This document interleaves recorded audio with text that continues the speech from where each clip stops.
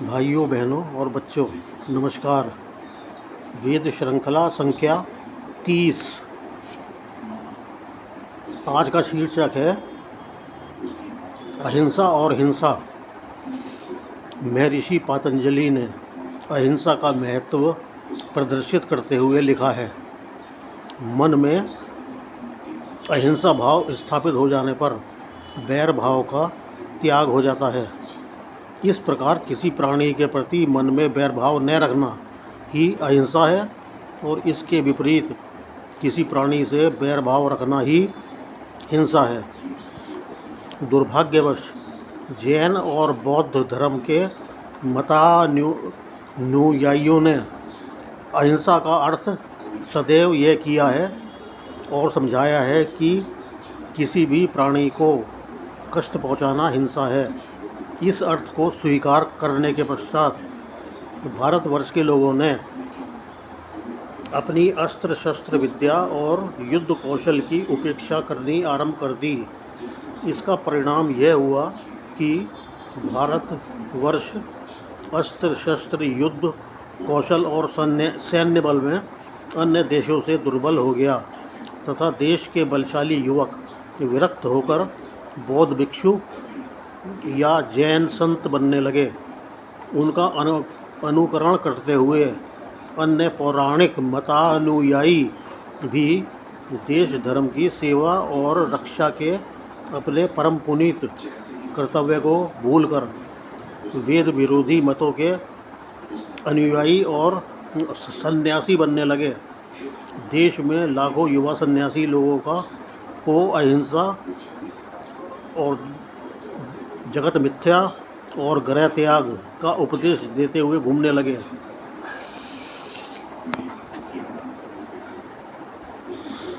अशिक्षा, अज्ञान और अविद्या में फंसे लोगों इस अहिंसा भाव के कारण तेज, ओज, बल और पराक्रम विहीन हो गए। विदेशी आक्रांताओं ने इस अवसर का लाभ उठाया। उन्होंने भारत पर आक्रमण किए, भारतीय राजाओं को पराजित कर भारत में अपना राज्य स्थापित किया और आर्यों का मत परिवर्तन किया।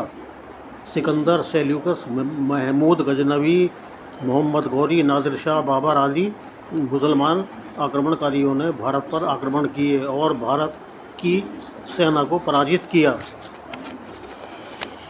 बाद में बाबर ने तो भारत में अपना शासन ही स्थापित कर लिया था।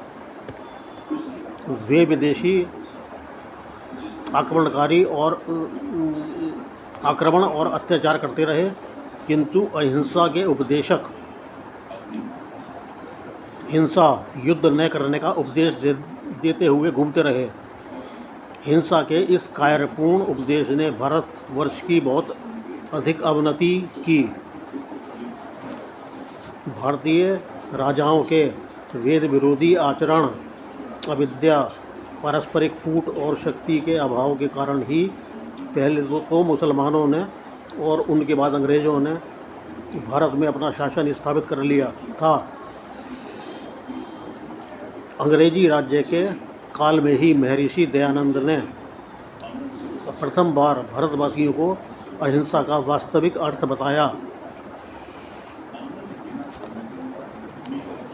यहाँ यह बात स्पष्ट रूप से जान लेनी चाहिए कि किसी भी प्राणी के साथ शत्रुता का भाव न रखना ही अहिंसा है, किंतु किसी भी प्राणी द्वारा किए जाने वाले आक्रमण, अत्याचार आदि को सहन करना अहिंसा नहीं, कायरता है।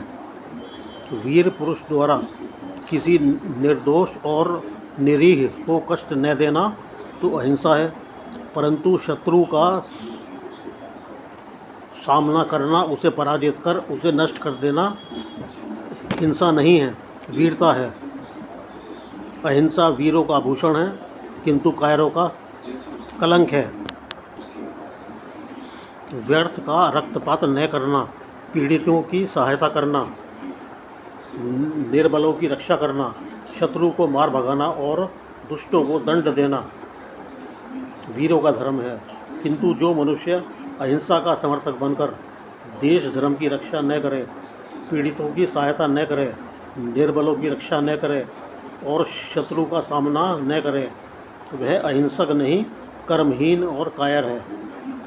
इसके विपरीत व्यर्थ का रक्तपात करना, निर्बलों पर अत्याचार करना, असहाय प्राणियों की रक्षा न करना, निर्दोष को दुख देना, स्वार्थ के कारण अन्य प्राणियों की हत्या करना, ये सभी कर्म हिंसा हैं। अतः हमें हिंसा और अहिंसा के उपर्युक्त अर्थ एवं अंतर को समझते हुए देश धर्म की रक्षा के लिए कर्म करने चाहिए। नमस्कार।